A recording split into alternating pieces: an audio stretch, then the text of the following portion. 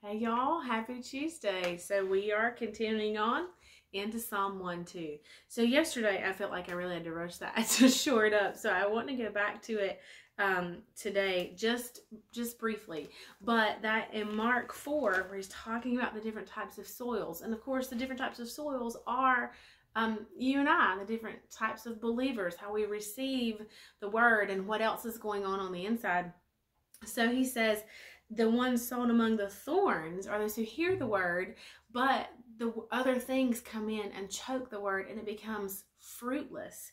Those cravings and passionate desires for other things.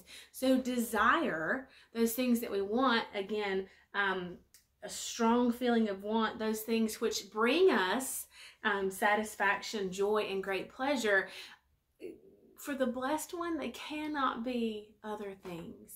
They must be the law of the Lord. They must be His way of doing and being right. His precepts, His teachings, and His instructions. That must be what brings us satisfaction and what brings us joy.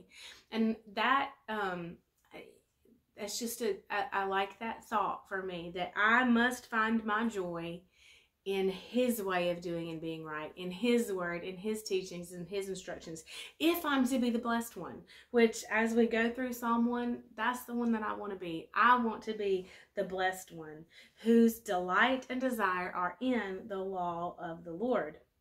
And I have my notes down here, which we've done this in some in Hebrews 11, but we could put our names in there. So let's go back in Psalm 1:1 and do that. So blessed, happy, fortunate, prosperous, and enviable is Nancy Joe, who walks and lives not in the counsel of the ungodly, following their advice, their plans and purposes, nor stands submissive and inactive in the path where sinners walk, nor sits down to relax and rest where the scornful and the mockers gather. But her delight, Nancy Joe's delight and desire, are in the law of the Lord. And on His law, the precepts, instructions, and teachings of God, she habitually meditates, ponders, and studies by day and by night. I want to make that confession over myself. That I want to be able to put my name in there.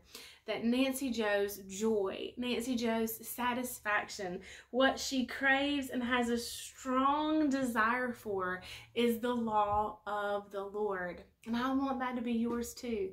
Well, you know, we can train our taste buds. Like, we can change our taste. We can train our bodies to enjoy certain things. We can train our bodies to reject certain things. And sometimes if you go for a long period of time without having certain foods and then you eat it, it can make you really sick.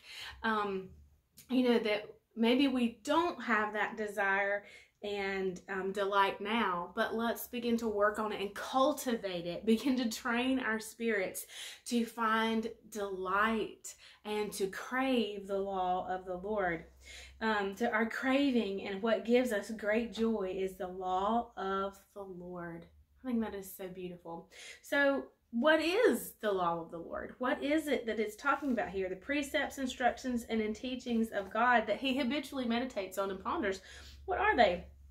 Well, of course, I've just told you in the Amplified version. So the King James says the law of the Lord, but the Amplified breaks that down for us just a little bit, in that the law of the Lord would be His precepts, His instructions, and His teachings.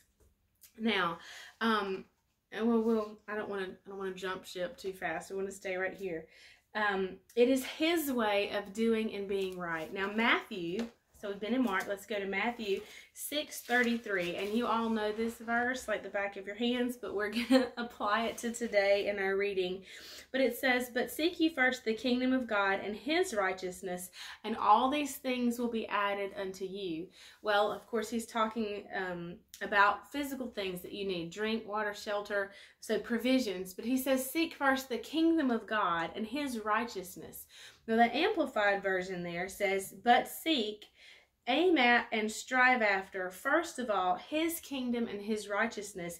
It says His way of doing and being right. And then all these things taken together will be given to you besides. So his righteousness is his way of doing and being right. And that would be, we would learn that. We could find that information.